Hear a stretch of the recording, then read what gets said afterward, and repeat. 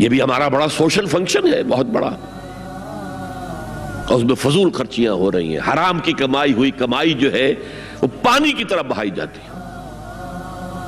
ابھی مجھے ایک صاحب نے بتایا کہ ممبئی میں 2 شادیاں ہوئی ہیں مسلمانوں میں، ایک میں 1.5 کروڑ روپیہ خرچ ہوا، ایک میں 80 لاکھ خرچ ہوا۔ ہم نے وہاں اصلاحی تحریک شروع کی، ضیاء الحق صاحب نے بھی کوشش کی تھی، آرڈیننس پاس کیا تھا، لیکن یہ چیزیں قانون سے نہیں۔ آپ کہیں کہ کسی دعوت میں 50 سے زیادہ مہمان نہیں آئیں گے، وہ 100 آ گئے تو زیادہ زیادہ یہ ہوگا پولیس والوں کو رشوت کا کھاتا کھل گیا، جو یہ پیسے لے جائیے سر۔ کبھی کبھی وہ پکی پکائی دیگیں لے جا کے اپنے تھانے میں بیٹھ کے کھاتے تھے، لیکن قانون سے نہیں بدلتا مزاج۔ ہم نے کیا طے کیا؟ دیکھو یہ ہے چٹان کی بنیاد۔ آپ کو بڑی اونچی بلڈنگ بنانی ہو تو دیکھنا پڑتا ہے چٹان نیچے بنیاد زمین کیسی ہے۔ تو بنیاد کیا ہے؟ آپ سادگی کرو سادگی کرو سادگی کرو، یہ واسطہ بے معنی ہے بالکل، اس لیے کہ غریب کی سادگی کچھ اور ہے، امیر کی سادگی کچھ اور ہے، سادگی کے ایک معنی تو نہیں ہے۔ لہذا کوئی جو ہے راک فاؤنڈیشن وہ تلاش کی جائے، وہ ہم نے کی تلاش۔ جو تقریب حضور سے صحابہ سے ثابت ہے ضرور کرو ضرور کرو ضرور کرو، عضو علیہا بالنواجذ، اپنے دانتوں سے پکڑ لو اس کو۔ اور جو تقریب ثابت نہیں حضور سے اور صحابہ سے، یقیناً یہ کہیں باہر سے آئی ہے۔ یا تو ہمارا خاندانی پس منظر جو ہے، اکثر تو ہندوؤں سے مسلمان ہوئے، وہ سادات ہوں، صدیقی ہوں، فاروقی ہوں، عثمانی ہوں، وہی ہیں جو باہر سے آئے تھے، باقی تو اکثریت یہیں سے، وہ اپنا ہندوانہ پس منظر لے کر آئے۔ تو جس کا ثبوت صحابہ کے دور میں نہیں، وہ یقیناً باہر سے آئی ہوئی چیز ہے، اس میں پھر سادگی نہیں، اس میں کمی نہیں، جڑ سے کاٹو۔ اس بنیاد پر ہم نے 5 فیصلے کیے، ذرا سن لیجئے آپ بھی، اگر آپ کوئی سوشل ورک کرنا چاہیں اس کو عام کریں۔ نمبر 1، نکاح مسجد میں۔ حدیث موجود ہے، ترمذی شریف کی روایت، اعلنوا ھذا النکاح واجعلوہ فی المساجد، نکاح کا اعلان عام کیا کرو، مسجدوں میں منعقد کیا کرو۔ میں حیران ہوتا ہوں کیوں نہیں علماء کرام نے اس کی طرف توجہ دلائی۔ حدیث ہے، ہاں میں مانتا ہوں ان کا کہنا یہ ہے کہ یہ یہاں جو امر ہے کہ مسجد میں منعقد کرو، یہ امر وجوب کے لیے نہیں ہے، استحباب کے لیے، مستحب ہے یہ کہ مسجد میں۔ تو بھائی مستحب کیوں چھوڑ رہے ہو تم؟ اس لیے چھوڑنا پڑتا ہے، مولوی بیچارے کی حیثیت ہے ہی نہیں معاشرے میں کہ وہ کہے جناب یہاں آئیے میرے پاس، میں نہیں آؤں گا آپ کے گھر نکاح پڑھانے کے لیے۔ وہ اپنا رجسٹر بغل میں دبائے بیٹھا سوکھتا رہتا ہے۔ وہ تو آنی تھی بارات عصر کے وقت، مغرب بھی جا رہی ہے، آئی نہیں، وہ بیٹھا غریب۔ پہلے 20-30 روپے ملتے تھے، اب 200 300 400 ملتے ہیں، اور کیا ہے۔ میں نے انہیں یاد دلایا، دیکھو شرم کرو، عیسائیوں نے آج تک اپنے چرچ کی اور اپنے پادری کی عزت یہ رکھی ہے کہ شہزادے اور شہزادی کی شادی ہوگی وہ بھی پادری چرچ میں آئیں گے۔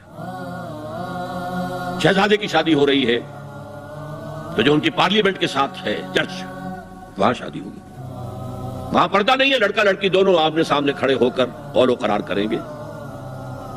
ہمارے ہاں پردہ ہے تو اس لیے لڑکی کے گھر بھی جائیں گے تو لڑکی تو محفل میں نہیں آئے گی، لڑکی کا ایک وکیل ہوگا، وہ وکیل اجازت لے کر آئے گا، 2 اس کے گواہ ہوں گے، اس کے سامنے اجازت لی گئی، پھر وہ نکاح خواہ کو اجازت دیں گے، وہ نکاح پڑھا دیں گے۔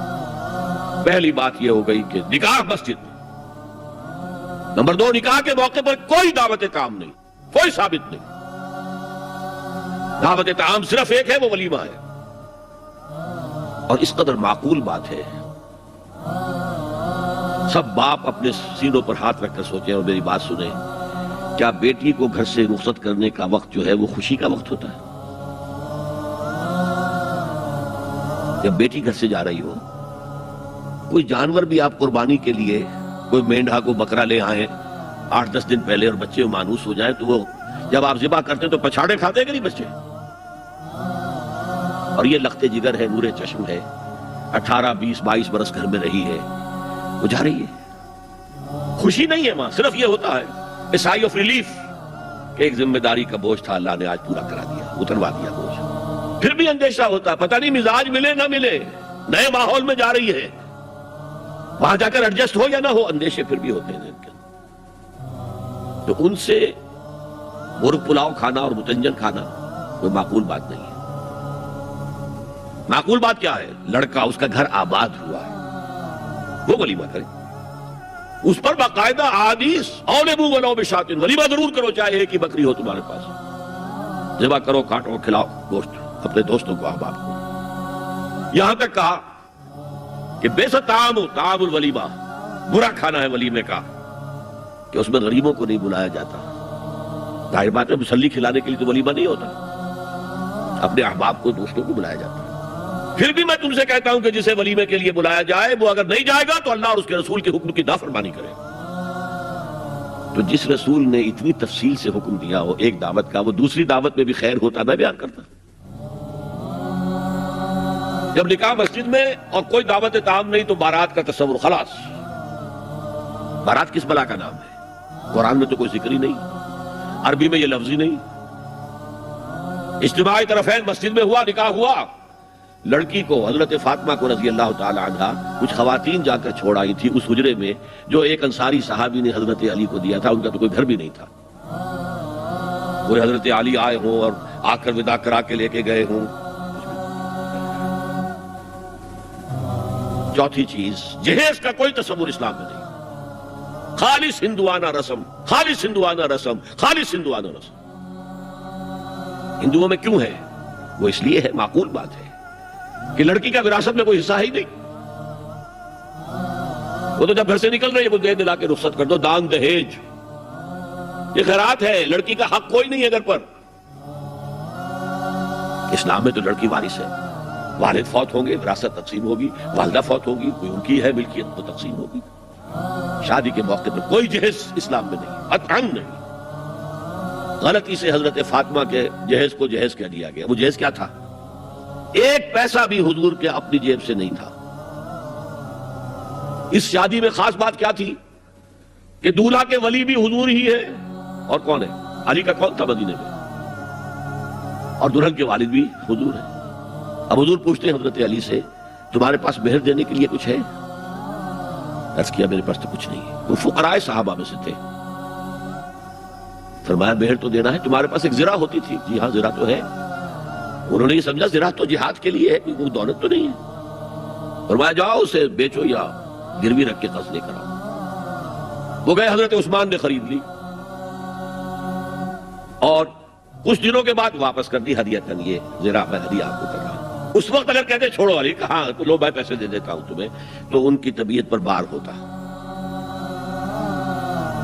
اس پیسے سے حضور نے کچھ پیسے گھر بھیجے، اندر دلہن کو ذرا تیار کر دو، اور کچھ پیسوں سے وہ ایک گدا جس میں کھجور کی کھال بھری ہوئی تھی، اور 2 تکیے جس میں کھجور کی کھال بھری ہوئی تھی، ایک مشکیزہ، کنویں سے پانی تو لانا ہی ہے نا، ایک چکی، جو ہو یا گیہوں ہو پیسنا تو ہے نا، کوئی 1-2 برتن اور، اللہ اللہ خیر صلی اللہ، یہ تھا جسے جہیز کہتے ہیں، جس میں ایک پیسہ بھی حضور کا شامل نہیں ہے۔ وہ حضرت فاطمہ کا مہر تھا جسے بنایا گیا، ورنہ مدینے ہی میں دوسری آپ کی صاحبزادی کا نکاح حضرت عثمان سے بھی ہوا، کہیں ذکر ہے جہیز کا؟ حضرت عثمان کا گھر بھرا ہوا، ہر چیزیں موجود، وہاں تو جہیز کا تذکرہ نہیں۔ بہرحال یہ شادی کو آسان کرو، زنا کو مشکل بناؤ۔ یہاں شادی کے لیے 9 من تیل ہوگا تو رادھا ناچے گی، ورنہ یہ کہ بڑی ہو رہی ہے، عمر ہو رہی ہے، سب کچھ ہو رہا ہے، لیکن کچھ تقاضے تو ہے نا، آخر کچھ تو کرنا ہوتا ہے نا، آخر کچھ نہ کچھ لوگوں کو تو کھانا کھلانا ہی ہوتا ہے نا، بارات تو آخر آئے گی ہی نا، کچھ نہ کچھ تو دینا ہی ہوگا، کچھ جوڑے کپڑے، کچھ۔ یہ اسلام کا فلسفہ جو میں نے 4-5 باتیں آپ کو بتا، فلسفہ یہ ہے کہ لڑکی کے باپ پر ایک پیسے کا بوجھ نہیں، تم نے لڑکی پال پوس کے تمہارے حوالے کر دیا، اب اور کیا چاہتے ہو تم؟ سارا مرد آزماں، مرد آفرین، مرد کو چیلنج دیا ہے، تم مرد ہو، مہر تم دو گے، اور سب سے بڑھ کر کیا ہو رہا ہے آج کل بھی ہوتا ہے، وہ ہمارے ایک کچھ کام ہوتے ہیں اسلامی، وہ بھی ہے، کچھ وہی ہندوانہ پس منظر۔ نکاح کی محفل میں چھوارے کون لے کے آتا ہے؟ جی لڑکے والے، اور پلاؤ کن سے کھاتے ہیں؟ بھائی جس کو تمہیں مرغ پلاؤ کھلا رہا ہے وہ چھوارے نہیں بانٹ سکتا تھا؟ یہ ہے اسلام اور غیر اسلام کا امتزاج۔ چھوارے لڑکے والے لے کر آئیں گے اور پھر دعوت اڑائیں گے لڑکی والوں کی طرف سے۔